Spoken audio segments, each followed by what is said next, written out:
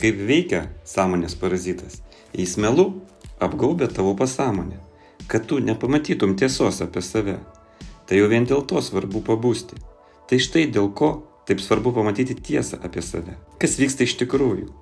Nes tai, kai tu pamatai parazitą, pamatęs tiesą apie save, ką tu padarysi? Paliksi jį? Valgo jis tave? Ir tegul valgo toliau, neduodamas nieko atgal. Ženklas, kad pas tave kažkas negerai fizinėme kūne, yra skausmas. Tai požymis to, kad pas tave yra kažkas ne taip. Tai ženklas, kad reikia kažką taisyti.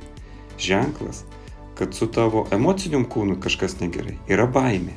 Baimė tai ženklas, kad su tavim kažkas ne taip.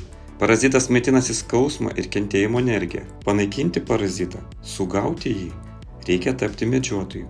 Reikia žinoti jo visus bairius ir kabliukus. Ir viskas prasideda nuo abejonės.